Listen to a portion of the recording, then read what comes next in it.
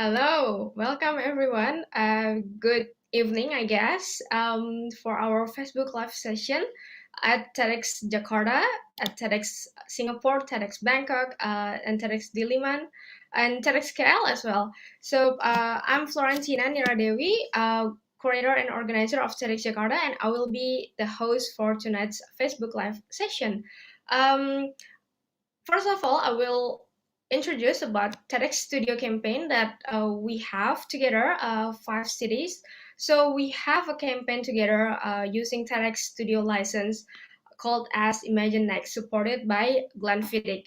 If you interested in ImagineNext and what is the theme about and about each of the local theme for TEDx Singapore, TEDx Jakarta, TEDx Bangkok, and TEDxDiliman and TEDxKL, head over to www.glenfiddichimaginenext.com and you can see all of our talks, our studio talks. We have 2 speakers each for each of the TEDx. And tonight we will have 3 speakers from TEDxDiliman, TEDx Singapore, and TEDx Bangkok. And we also have each of the curator from each TEDx. There's Jigo Alampai from TEDxJakarta, Piria and from TEDx Bangkok, Daniel Lim from TEDxKL, and Vivian from TEDx Singapore, and also myself, Florentina from TEDx Jakarta. So first, we're gonna have Donn from TEDx Singapore. So I will over to Vivian.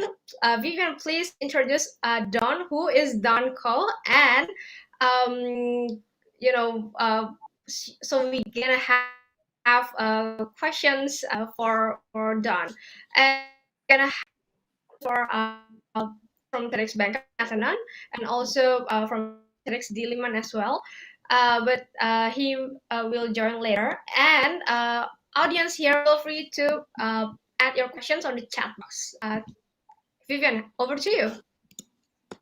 Yes, and just before we go into the discussion with Donn, just introducing the rest of the curators from the region. Thank you, Florentina. So like what Florentina have said, this is actually the first time all 5 cities are coming together in this first ever live stream across all the different 5 TEDx communities.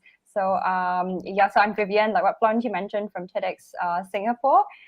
Piri and Jigo, do you want to say hi as well and say hi to the rest of the region?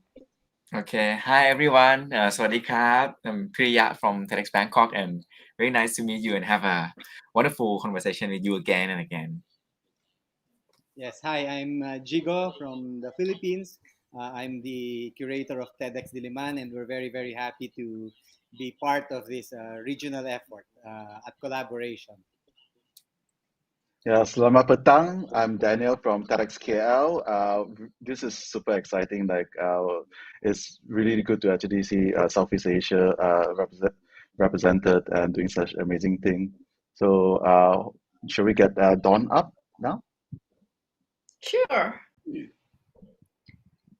Hey, Hi, everyone. Donn. Hello. Hi, so yeah, so like what Florentina was saying, Donn is actually one of the first 2 speakers that we have released as part of this regional campaign, ImagineNext. So Florentina also briefly introduced Donn earlier. He's the co-founder and design principal of Start Design, which is a leading multidisciplinary design agency that creates really interesting and surprising products that interfaces that delight users and propel businesses. So if you guys have not watched Donn's talk yet, don't worry, you get to ask him questions, and Donn would share a little bit more about what he has spoken about in his talk in our campaign. So hi, Donn, do you want to say hi to the audience around the region? Hello, everyone. Good to be here, and also thank you all the curators from Southeast Asia for pulling this together. It's kind of quite amazing effort to see this happening. Yeah. So yeah, starting the ball rolling, we're putting you in the spot first, right, and asking questions. Yeah. So for all those that's tuning in live on all 5 cities Facebook pages, please feel free, to ask Donn questions, ask any of the speakers questions, or if it's about our campaign as well, just drop them in the comment section. Our volunteers and teams on the Facebook pages will be pushing the questions to us and the speakers as well. Yeah. So Donn, you spoke about the title of your talk is How Good Design Can Impact Our Future, and specifically the post-pandemic future. So I know we spoke a lot at length when we were recording your talk. Can you just share a summarized version of what you shared with the community? Just a short version of how good design can impact, our future. Just one of the examples, perhaps. Sure. Well, I really have to think on my feet here. So, um, I think design is always about improving lives, right? And if we anchor our design or innovation work um, in the roots of trying to make things people love, right, or make life actually better, as much as cliche as that sounds, then I think we are essentially contributing to um, change that will um, improve the well-being of people. Uh, I mean, that said, designers, we also have our blind spots. So what we think might be good for the world may not necessarily be that good. So that's why design, I guess, it's it's an important type of ingredient, I think, in change, right? It's also potent, and I think on some level also dangerous. Yeah.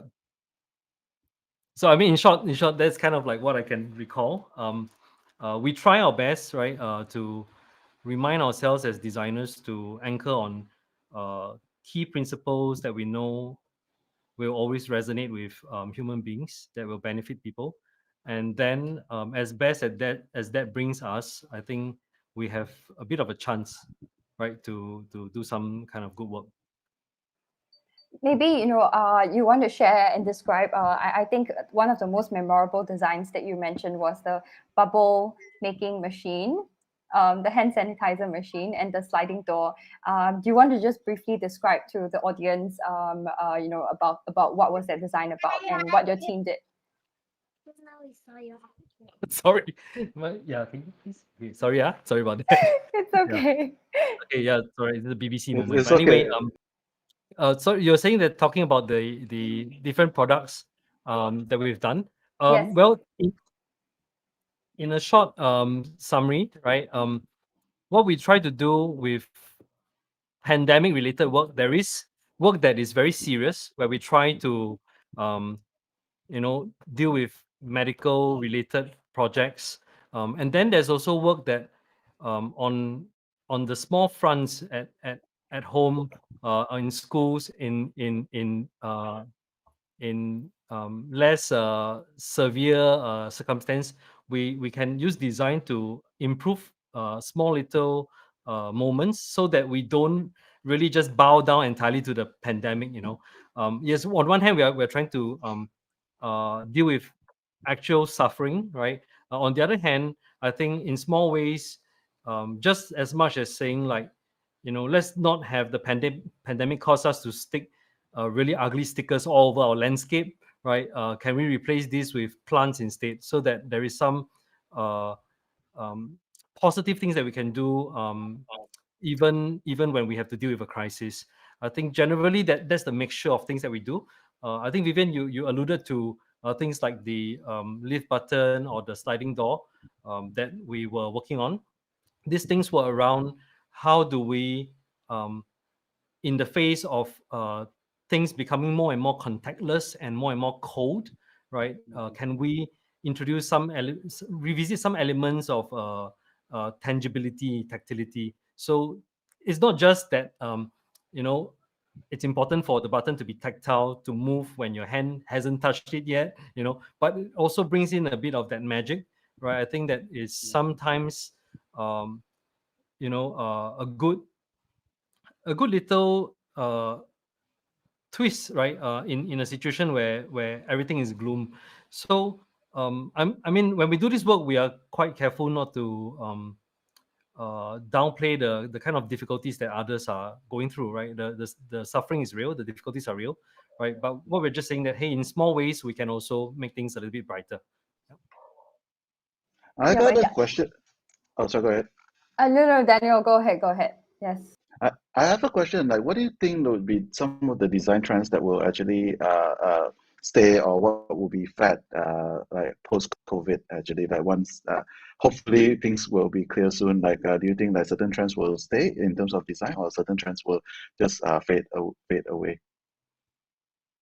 I think if you're talking about, Daniel, if you're talking about the trends of um, distancing, if that's the short trends that you're talking about, or being more cautious, I think these aren't exactly the kind of lasting trends, and therefore human beings will keep fighting against it, right?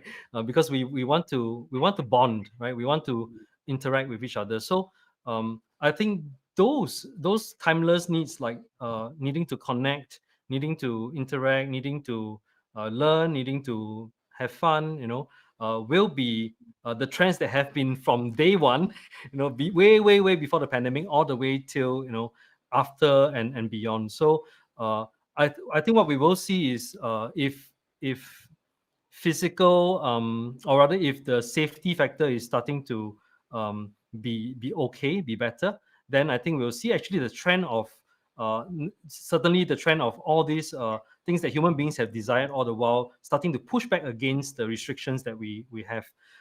Now, another thing that will happen is with a pandemic like that, we probably are never the same again, even though many parts of human beings are still very much the same. We will never be exactly the same again. So in light of that not being the same again and being more cautious, I think people will invent new ways to connect that are also safe, right? So I think that is one new thing that will emerge, and actually has already been emerging, right? I mean, it's not exactly like a design trend, but seeing this even occur during the crisis, right? I think seeing in China or in different countries, people, invent curtain doors that the grandchildren can give the grandparent a hug, right? Even if it's kind of very makeshift, it's already pointing at the nascent stage of things like that, where how do you be safe but still connect, right? It's not, it's more like a knee-jerk reaction, but I think objects that are more acceptable in our mainstream life would start to take such form also. Hope that answers the question. Then, yeah. Yes, it does actually. I got some question, Yes, Don. Priya. Yeah. I always like admire designer about the mindset of like user centric, and when they design something, they always like start with empathizing the user, right? And but somehow, when talking about design, people actually like luxury things like furnitures and fashion and cool stuff. But I wondering in this pandemic period, who is the user or the audience that we designer or like creative people neglect them or don't give them as much as effort that we could to help them to go through this pandemic. Is there any particular user that we think you think we should focus more? I find that a very inspiring question, because when we use the word user, oftentimes in business uh, or in design, right? We usually mean someone who's paying something, right? And that's why it's called a user. So I think design really needs to, design and designers actually really need to start to think through, what is human centered instead of user centered, right? Because user centered is really just about getting to make sure your customers are happy, right? And I know we can't be naive to say that like let's do just everything that's entirely for good, and we don't have to maintain a business that works, right? Because to continue to do the good work, you need to kind of have a sustainable business model, right? So I think it's it's often that awareness that needs to be brought to mind, right? When as designers operate, they need to try to operate for the good of humanity, not just for the sake of pleasing the user. And sometimes we may even need to decide that what might please the user might not be really good for humanity, and we might need to choose not to do that, right? And I think that's really difficult for designers, to be honest, unless you are your own boss, right? Because in a corporation, there's a lot of pressure to deliver to make the users happy and then your company happy. So I think therefore it starts from individual designers. It also starts from leadership. So if companies can position themselves, to on some level be a bit more opinionated about what should come into the world and be a bit more like gatekeepers, I think we will improve. But yeah, so definitely from a design discussion standpoint, I think more people should start to use the term human-centered or humanity-centered or even life-centered. So, we also worry about the monkey, right? What I mean is that not just people, right? There's more responsibility than that. Yeah, but when I say this, I don't say this in a way that we are uh, able to do it well, right? I think designers or businesses all face the same struggle of surviving and thriving, right? So we are also faced with the same kind of dilemma. I think that the important thing is whether that element is even brought to mind and brought as attention at all. Yeah. Yeah. I love the life-centered design. So go ahead, Gigo. Yeah. No, I was just wondering whether, as a designer, what the effect of the pandemic has been on your practice. Was it constraining, or did it in fact prove to be liberating, in the sense that you were forced to think about new ideas or new ways of presenting it? Because there's two ways of looking at the pandemic. One is that you're confined in your place, right? But on the other hand, you have all this time now to be alone and to really work on your craft. So I was wondering whether how the pandemic has affected your practice as a designer. Jigo, I think when you ask this, it sounds like um, uh, you know, even in your work, maybe there's some new exciting things that go on because of all this change, right? So I think it's quite many people experience this, and for designers especially, because design or innovation actually thrives on change. When things change, then there's more things to work on. So it is somewhat a very stimulating time, because when change occurs and a lot of things don't catch up with that change, you start to see a lot of places where you can meet needs, right? Because you see the gap, right? Oftentimes, design or rather creativity or innovation is about being able to notice the gaps, right? Notice the gaps, and you can act on it. So in a time like a pandemic, the gaps are very obvious, right? And so everyone is stimulated. In fact, I think we work a lot more than before. Now, the only thing is, how do you overcome then the hurdles of working a little bit apart from your colleagues? When you're in person, you can, you know, glance over and see what's going on. You know whether you should kind of like poke that guy or not, right? Just to say hi, right? Over the screen, you never know. You can't really um, assess all the body language or how that person looks busy or not. So I think there's some changes to actual working, which we have to be careful about.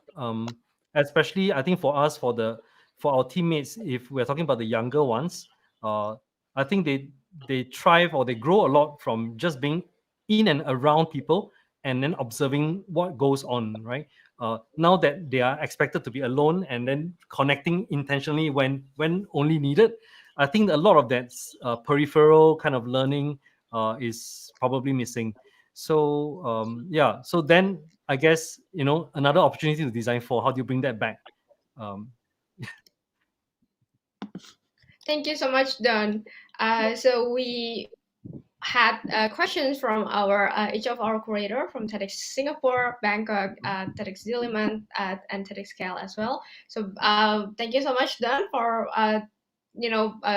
being here and ready to be questioned by us. So guys, you can watch Don Koff TEDx talk. You can head over to GlenFiddickImagineNext.com, or you can go to TEDx Talk YouTube channel and type Donko.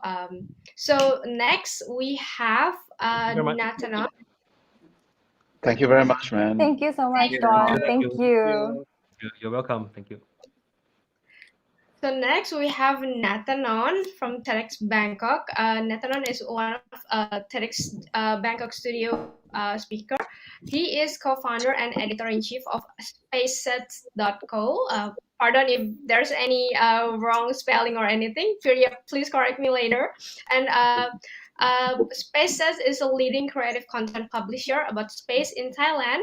Nattanon, in his 20s, has brought the distant space relevance to us like never before. So, Pirya, over to you. Okay. Hi, Nattanon. Hi. Since our talk in the TEDx studio this time is in Thai because we want Okay. to bring you ideas to the local communities. But right now, could you share a little bit about what we just had a conversation in that day about how a space, like a very far away things, Okay. and you might be, I think, the youngest person in this room, right? But your passion is about the oldest thing in this universe, which is the space and universe itself. So can you tell us a little bit about how the space could affect our life? So I was born as a skeptic child back then, because I love to observe things around me and try to explain how the things around me come to its place. Like, why does the rain falls down? Why does the water flow from the top to the bottoms? Why does the air is moving and can become a wind, a storm, or something like that? But my biggest curiosity when I was a kid was about space. I wonder, what if we could like travel among the stars, and what if we could like go and settle on another planet? And that's how my curiosity as a kid brought up. And I started to write a blog about space, about the spacecraft missions, the New Horizon missions back then in 2015. The spacecraft that went to planet Pluto. And my blog back then, when I was like 15 or 16, I'm not sure, but the blog went very viral. And and I just keep doing things I love. And then in my 18, I co-found a website called spaceth.co. And that's the story about how come I create the website spaceth.co, from my passion back then when I was a kid. Just a simple reasoning that I really enjoy search into the unknown, like searching into the things that I wanted to know how it worked, how the things around me, how the physical world really work. And when I get the answer, I really enjoying exploring into more and more and more answer that can comes in the future. I see. And when I told your stories and your background with our teams here, they are so like stunning about one of your work. So you told me about the project that you basically put a song into a DNA and send it into the space. So we found it quite cool and quite confusing. So can you tell us more about that project, messy project, right? Okay, sure. So the project that Pirya mentioned, the name of the project is Messe, MESSE. So it's come from the full name of it as the encoded molecular encoded storage for space exploration. So we learn in high school or in the primary school, right, that our body and our life come from a molecule called the DNA. So DNA basically contain the information about ourselves, like information about life, like why I have black hair, why I have yellow skin, why I have this kind of a shape here. It's all contained in the DNA. So we can consider that DNA is a the data storage of life, and not just about my life or your life.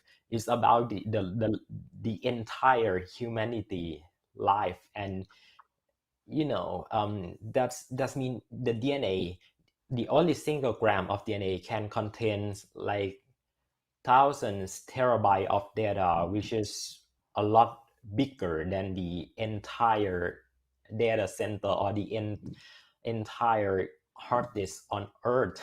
So what if in the future we could use the DNA as a next generation of the data storage? Like today we live in the digital era, right? So we have lots of data. We are talk about the big data. We talk about the machine learning, which requires lots of data. So one day we might run out of the digital data storage, and that is when the DNA storage can come into place and replace the way that we store data today. And the idea of storing digital data into the DNA has been studied like for almost a decade now.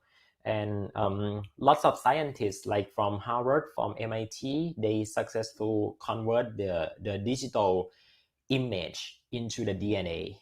And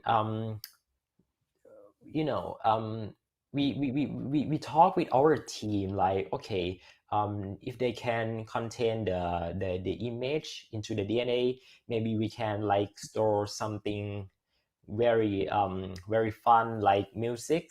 So we were like discuss together what kind of music do we want to put into the DNA for our experiment. And then we found that the song, the very famous Thai song from the band named Body Slam. So the name of the song was ความฝันกับจักรวาล.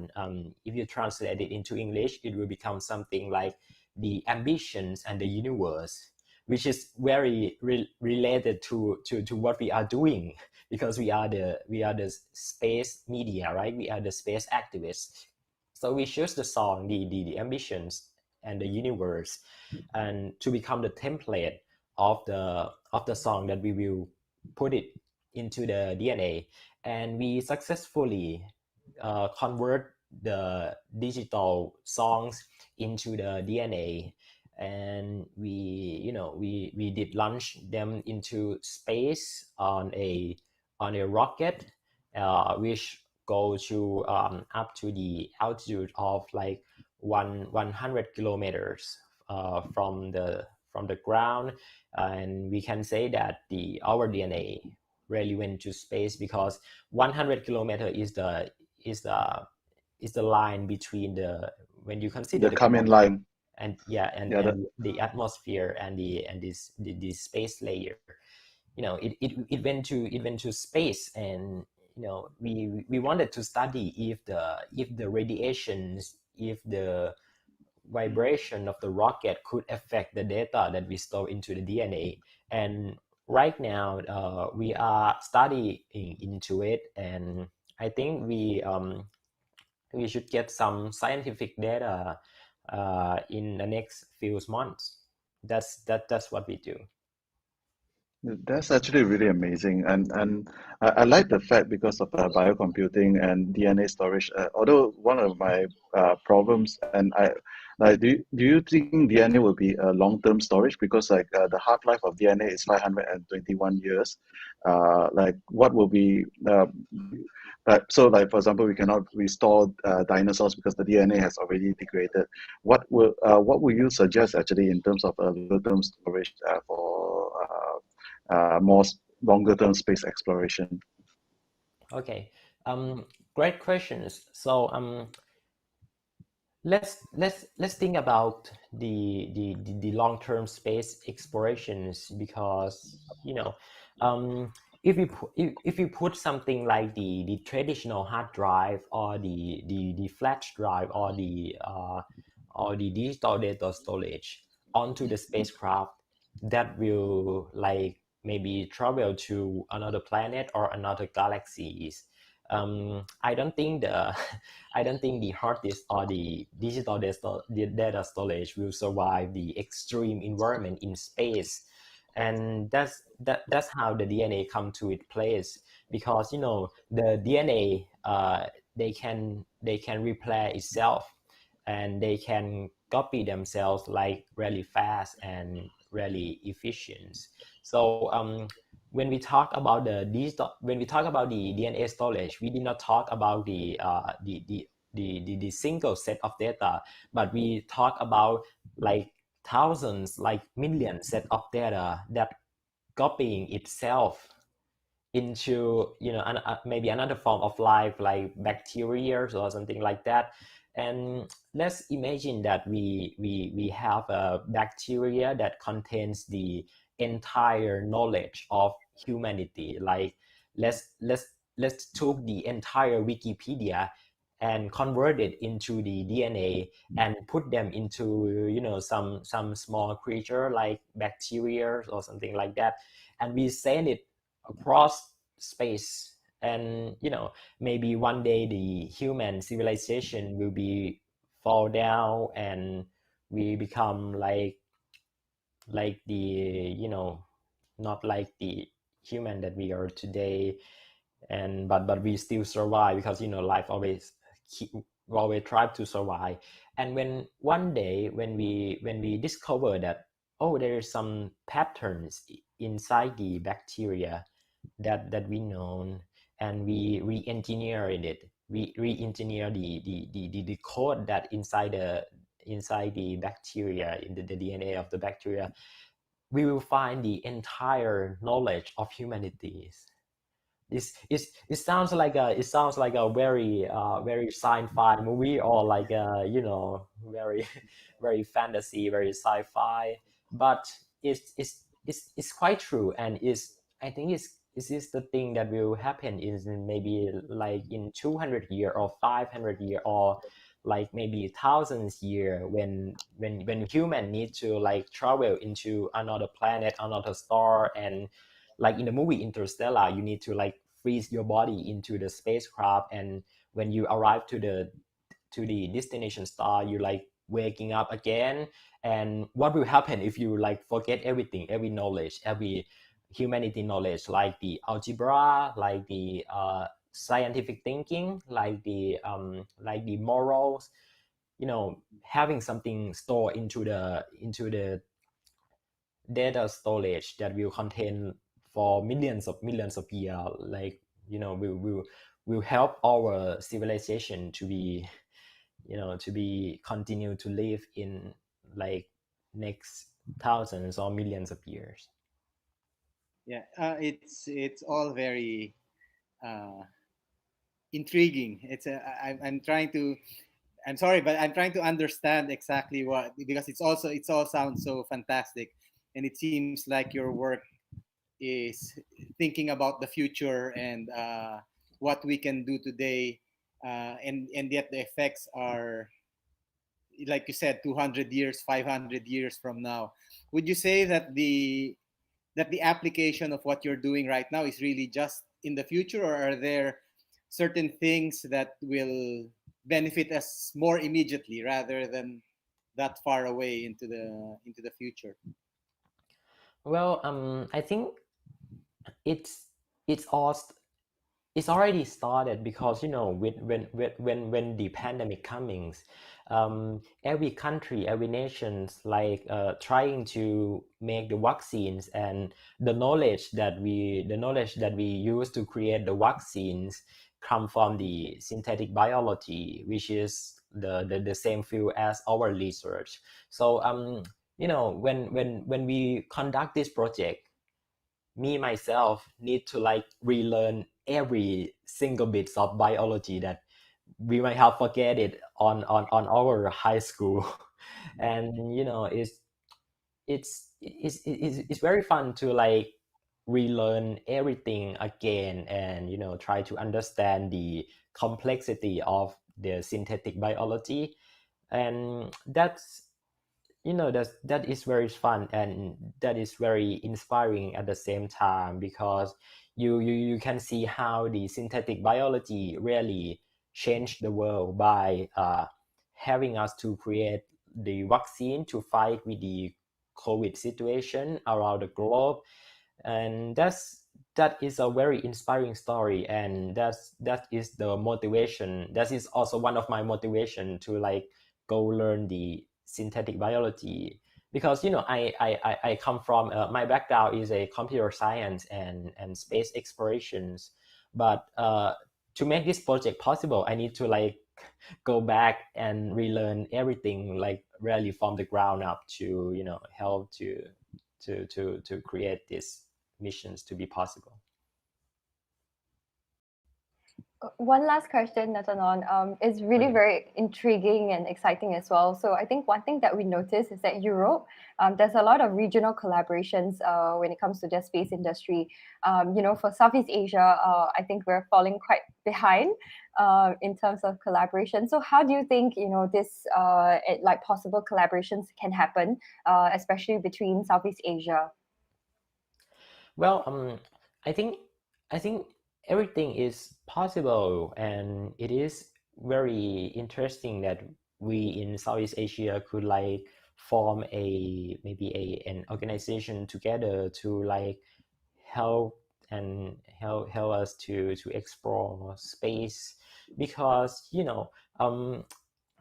I have to address that back then in the like 17s or 18s, space is a very far away story, because we might think about the NASA's Apollo missions.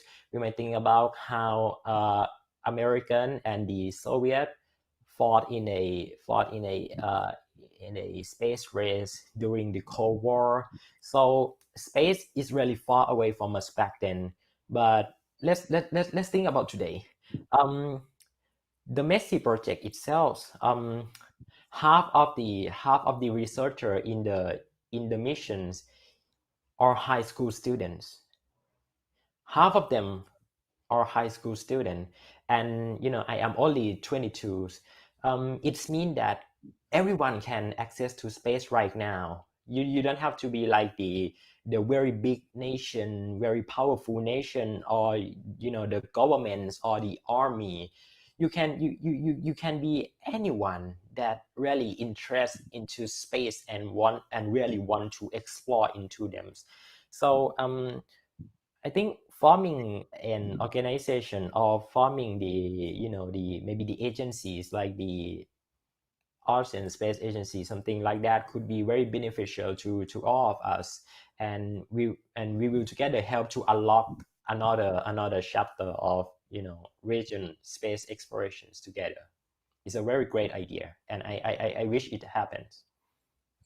Wow, thank you so much, Nattanon, Kon Nattanon. That is incredible. I didn't know that it was all high school students running that project. That's really incredible. And TV, hats off to you. I think it really talks a lot about how imagination can imagine the future of a nation, right? And this is incredible. So for the audience, if you want to listen to the full version of what Kon Nattanon has shared, same thing, it's available, it's really out live on our Glenfiddich ImagineNext website. You get to hear it, the full version of what he shared, and there's an extended version as well with subtitles, so that the region can also listen to Nattanon's idea as well. Thank you so much. Thank you. Okay, Florentina, who do we have next? Okay, so thank you, Nattanon. So next we have Leeroy from TEDxDiliman. Leeroy New is a contemporary Filipino fine artist who works overlap with theater, film, fashion, and visual arts. He is a visual arts graduate of Philippine High School for the Arts and a graduate of the University of Philippines, College of Fine Arts. Oh, that's so cool. Currently, he is known as one of the designer alongside Kermit Tesoro for the muscle dress, a dress worn by Lady Gaga in her music video "Marry the Night." So, Jigo, over to you. Yeah, I should also add that Leeroy has been a speaker for TEDxDiliman before, and he designed our stage, which was featured by TED as one of the best stage designs in the world in one of their posts before. Oh my, it's so cool. Kudos to you. So, I guess to just to get things started, Leroy, perhaps you can talk a little about your the work you do. Leroy was a because Leroy was a sculptor major in the College of Fine Arts, but he's better known these days as a street artist here in the Philippines. So, Leroy. Yes. Yeah, my background is in fine arts, but because of the different people that I've worked with, I've ended up doing production design for film, a lot of public art projects. I've worked with various performance artists, movers, theater makers, in the form of wearable pieces and stage pieces. But primarily, I do design spaces, and recently I incorporate these interactive semi-architectural spaces with practical systems, like agricultural systems, for example, and amongst other things. Yeah. Yeah. Perhaps can you tell us a little bit about how you became a street artist? At TEDx Diliman before you spoke about how you started with street art precisely because you felt that the art system wasn't responding to your needs. Yeah, I mean, it was a natural decision for me to meet my audience halfway. Early on, as art students, we realized that the Philippines is not necessarily people who enlighten themselves in art sanctioned spaces like galleries or museums. So, me and my friends who had a hard time getting into these same existing art sanctioned spaces took our to the streets. We explored ideas of art structural interventions in public spaces, disrupting the routine of the inhabitants of a particular site. So we basically just created our own demand as well. We realized that there was so much space to be able to present your work in, and hopefully be able to create a localized way for experiencing creative ideas. And it's since evolved to doing guerrilla performances with performance artist collaborators, creating functional sculptural structures that are models for that operate on a practical level, like providing something as simple as providing protection or shade to multi to acting as spaces for different forms of human interaction. And now I'm shifting towards providing practical solutions via my exploration in reusing discards as the structural material, as well as collaborating with different specialists on how to activate these interactive spaces with viable solutions towards maybe growing food and all these other things. Um, has the pandemic made it more difficult for you to do your art? Um, I harness artistic and design techniques and strategies with my work. So as mentioned before by Donn,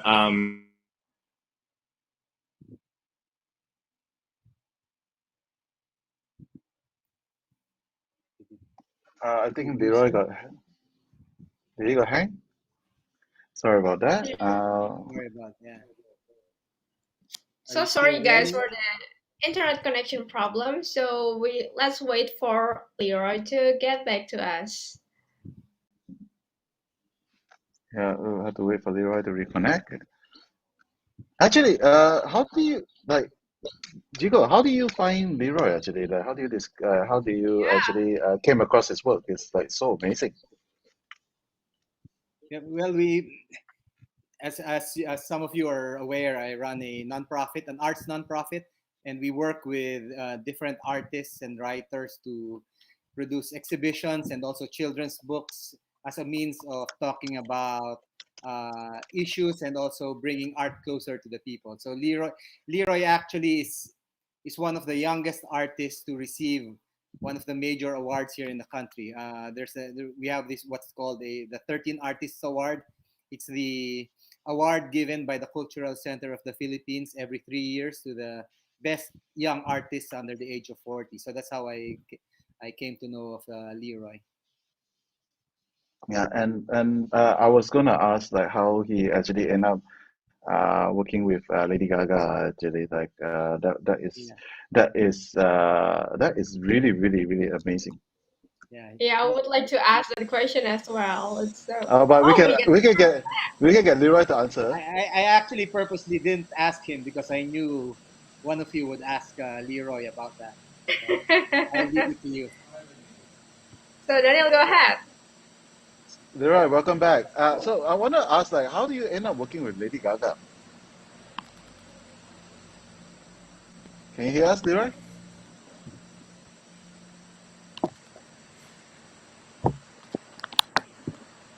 Hey Leroy, can you hear us?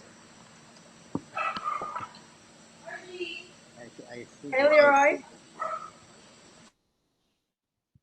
Oh, we lost him again. you see, he's in the province right now, so and the internet connection there is very very spotty. So I apologize. No That's okay. worries. So perhaps Jigo, you can tell us about Leroy's work with Lady Gaga, perhaps. I don't know. It's actually one of the things that we were supposed to. We will cover that in our interview with him. So it's a story that's best told by the artist himself, I think. So I Oh, wouldn't okay, want to do let's any skip that. spoilers. So all the more that we have to follow the So series you'll have to and watch the video, the interview yes, to find out. So Yeah. very good one, very good one, the Jigo. other thing that we'll talk about there is just before the pandemic, Leeroy was supposed to one of his installations was going to be presented at. Are you familiar with Burning Man? It's one of the biggest festivals in the United States. Yes, Very, very, very yes. difficult to come in, but he was invited, and in fact, the proposed installation was the one used for the invitation of Burning Man, supposedly in 2020. So Oh still wow. hoping that we'll be able Wow. to bring it there. So, Yeah, Now you really make me very excited about Leroy's talk. We'll watch out and look out for yours when it's TEDxDiliman's turn. So I'm, so try- while we trying, wait, I'm trying to convince him to, because he's already building that installation. It's a question of whether he can still bring it to the United States. So I'm trying to convince him that if it's not brought there, he should just leave it with us, and we'll install it somewhere here. how big is it? Do you know? Like because I I know know the it's structure about is 50 feet tall, and I don't know how it's even wider than it is tall, I think. oh man, that will be so amazing. And Yeah. yeah, while we wait for Leroy to while we also wait for Leroy to come back, just to share in terms of if you are interested to see, we have a whole bunch of different speakers actually from the different part of that. Maybe TEDx Jakarta can share some of their speakers that who they have. Yes, Tedx Jakarta studio, we have Lisa Virgiano, indigenous food activist, and Professor Florentinus Gregorius Winarno, father of food tech in Indonesia. So, And yeah. and I know your team is one of my favorite in terms of that, like Imagine Nasi.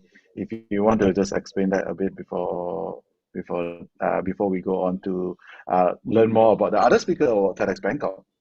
Yes, sure. So from Tedx Jakarta, we talk about imagine nasi. So nasi means rice or the staple food of Indonesia, or maybe some of us in Southeast Asian countries, right? So we would like to imagine rice.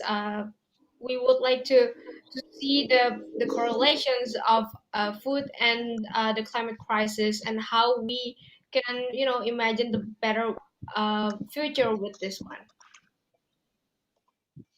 Okay, that is I really love your team.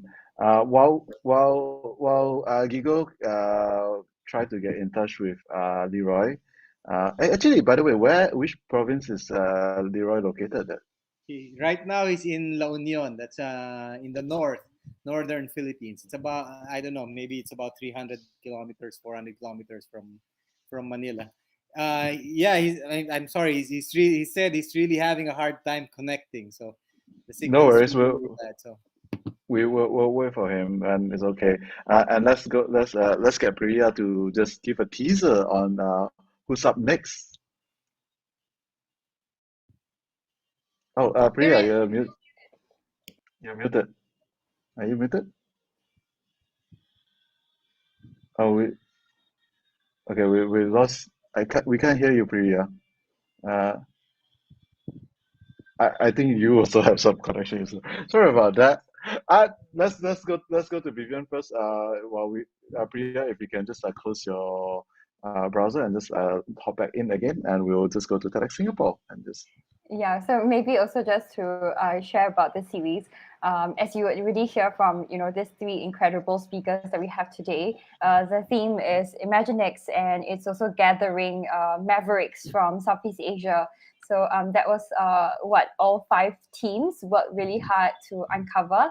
So it's really people, thought leaders, creatives, entrepreneurs that has this streak of like maverickness in them, right? Thinking out of box, doing things extraordinary. So for Singapore, we have Grace, who also was a TEDx Singapore speaker 10 years ago. And she was the first, in her field, one of the first pioneers to start in the area of impact entrepreneurship. So we got her back 10 years later to really share how has the industry changed and how are people imagining impact. Yeah. And I see Piri, you're back, Piria. Okay, can you hear me? Yes. So we're just talking about the mavericks from Southeast Asia. Right. And other than Nattanon, do you want to share your other speaker that's going to be released really soon too? That's the next speaker launch, right? Yeah, so our next speaker is Kun Bes Watanapum. He's actually a multidiscipline designer, similar to Donn, and also he's a filmmaker. But what's cool about him, he is like so cutting edge on all the format of storytelling he do. Like he do a very cool AR interactive art or exhibition, and at the same time he telling stories about like small people. For example, one of the most successful of his documentary is a documentary called School Town King. So he basically follow a rapper children, a rapper kid in a slum in the middle of Bangkok. So that kid happened to be one of our TEDx Youth Bangkok speakers.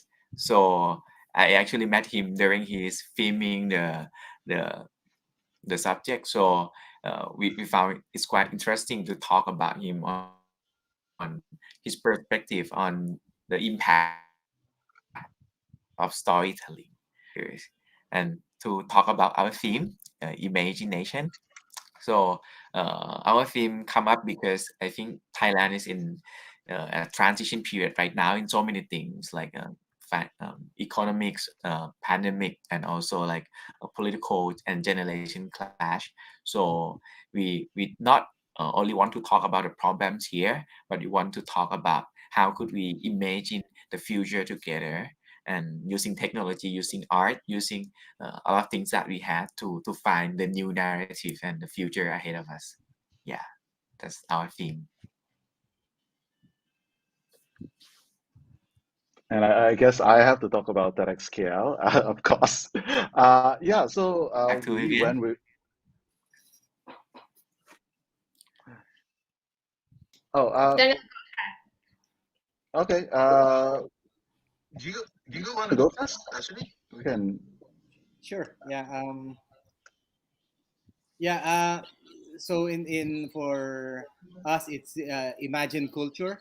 Uh, it connects to the work that we do with Canvas, because Canvas is a nonprofit I lead that works with artists that I mentioned a while ago. So the theme that we chose was Imagine Culture, because we've found that trying to it's a continuing question, especially for the Philippines, but we imagine also for the rest of the world, especially given the pandemic. How has it affected our culture? With the Philippines particularly, where we have a lot of diaspora, and there are questions of connections, questions of impact on families, and then on the broader level, we have these big issues coming up like climate change and human rights, and we've always felt that artists and photographers, because one of our other speaker aside from Leeroy is VJ Villafranca, who is also a storyteller, but he tells stories through his camera. He's a photojournalist. So that's the theme that explores how we can tell stories about our culture, and hopefully it's something that resonates as well with the rest of the region. Thank you very much. so TEDxKL, over to you, Daniel. And so, TEDxKL, we are talking about Imagine Action in terms of idea. I think that ideas are are cheap, but putting it in action like will have a lot of amazing impact. I think Nattanon was that is just amazing hearing his story. So we have Cheryl Go, who is actually the founding CMO, and also she's the head of sustainability for Grab. And she's talking about how you can actually be an internal activist and do good in a company, especially like a company like Grab that allows impacts so many lives. And actually, one of the stories was the fact that they were training a Grab driver to be a data scientist, and so far they have done one positively, and that was like truly inspiring for me. And next we have Nicole David, who is the former world number one uh, squash player, and she hailed from Penang, and she squash is one of those thing that is not an Olympic sport, but she's recently being recognized by the Laureus Award as one of the greatest athlete around the world. And it's really about like the fact that when you become world number one, there's no rule books basically, so you have to learn how to have the tenacity and the mindset about it. And yeah, Nico is really truly amazing individual, knowing that what she wanted at a very young age. So back to you guys. Thank you so much, guys. So we cannot have Leroy back due to internet connection. So we're gonna just close the session. So thank you to TEDx Singapore, TEDxDiliman, Tedx Bangkok, TEDxKL, and also myself, Tedx Jakarta, Florentina. So we're gonna have two other TEDx that will be release their video, TEDx Jakarta next week and TEDxDiliman the week after in June. And if you guys would like to visit TEDx Singapore and TEDxKL and TEDx Bangkok video, just head over to TEDx Talk official YouTube channel, or you can go to ImagineNext.com, and you can see all of our team, speakers, and also video. So thank you, and hope to see you again, guys. Bye bye. Thank Thank you. you. Thank you. Really enjoyed it. Bye bye. Selamat malam. Seriously, I have to say, I have to kudos to all of your speakers. It's so true. Like it's giving me goosebumps just to hear, even like that short period with Leeroy. So I can't wait for the talk. Yes. See you guys. I'm gonna end the stream. Bye. Salamat. Thank you so much, guys. Thank you. Bye. Bye bye. Thank you. Bye.